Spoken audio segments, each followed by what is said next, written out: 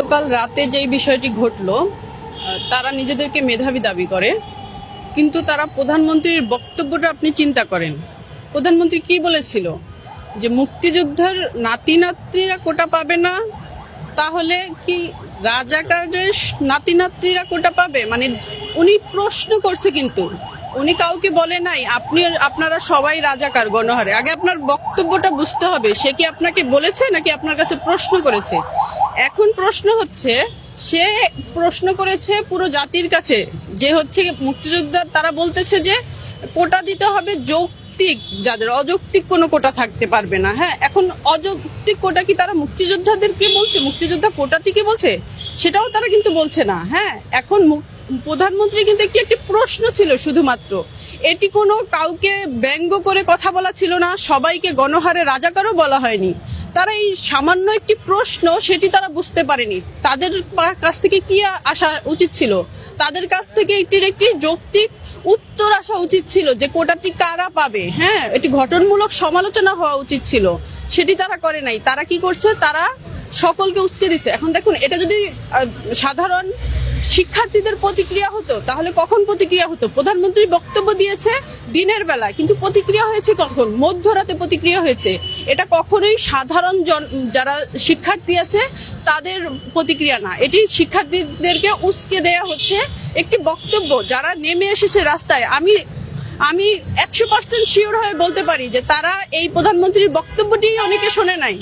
তার যে বক্তব্যই শোনে নাই, সেও কিন্তু প্রতিবাদে নেমে চলে আসতেছে আরেকজনের কথা শুনে। আমরা তো এখন গুজবের বাংলাদেশে বাস করি। হ্যাঁ, এখানে কোনটা সত্য কোনটা মিথ্যা, এটা তারা নিজেরা মেধাবী দাবি করে, এতটুকু যাচাই করার প্রয়োজন মনে করে না। এবং যারা এটা নেতৃত্ব দিচ্ছে, এই যে রিফাত রশিদ, যিনি এটি পুরোটা মানে আরো বেশি উস্কে দিচ্ছেন, যিনি ফেসবুকে বিভিন্ন গ্রুপের মাধ্যমে, উনি কোন দলের সদস্য আপনি দেখেন। উনি নূরের সাথে যিনি ছিলেন আক্তার, তার গ্রুপ যে গণতান্ত্রিক ছাত্র অধিকার পরিষদ, উনিও কিন্তু ওইটার অ্যাক্টিভ সদস্য। এবং তিনি গত নির্বাচনের সময় তিনি নির্বাচন বর্জন চান বলে নিয়মিত বিরোধী দলের সাথে নিয়মিত রাজপথে ছিলেন। এমন একজন মানুষ যখন আপনার এই আন্দোলনের নেতৃত্বে থাকবে, তখন এই আন্দোলন কে ভিন্ন পথে পরিচালনা করার জন্য তারা সর্বদা রেডি আছে। এবং এই ধরনের মানুষ কিন্তু এই শিক্ষার্থীদেরকে বিপথে চালিত করতেছে, যার রিয়াকশন আমরা দেখলাম যে মধ্যরাতে শিক্ষার্থীরা হল থেকে তালা ভেঙে বের হয়ে আসলো।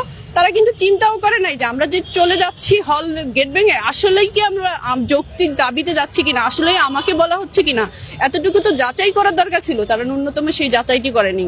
আসলে আমি লজ্জিত যে এই যে ঢাকা বিশ্ববিদ্যালয়ের বুকে রাজাকাররা 25 মার্চ গণহত্যা করেছে, যেই মাটি আমার এখনো রক্তে রঞ্জিত। রাজাকারদের জন্য আমার 30 লক্ষ শহীদ হয়েছে, আমার 2 লক্ষ মা বোন লাঞ্ছনার শিকার হয়েছে, তারা ধর্ষণের শিকার হয়েছে। তাদেরকে আজকে গ্লোরিফাই করা হচ্ছে। তারা শিক্ষার্থী সমাজ, তারা মেধাবী, তারা নিজেদেরকে রাজাকার দাবি করে আজকে আমার পুরো জাতিকে, আমার মুক্তিযুদ্ধকে, আমার 2 লক্ষ মা বোনকে, আমার 30 লক্ষ জাতিকে, সবাইকে আসলে তারা রেপ করে দিচ্ছে এই শব্দটার উচ্চারণের মাধ্যমে। আমি খুবই সরি যে আমি এই শব্দটি উচ্চারণ করলাম, কিন্তু এদের বিরুদ্ধে আসলে কোন প্রতিবাদের ভাষা বাংলার বুকে, যেখানে 30 লক্ষ শহীদের রক্তে এই মাটির প্রতিটা ইঞ্চি ইঞ্চি রঞ্জিত, সেখানে আপনি প্রতিবাদের ভাষাইটা হইতে পারে না যে আমি রাজাকার। No, it's not acceptable.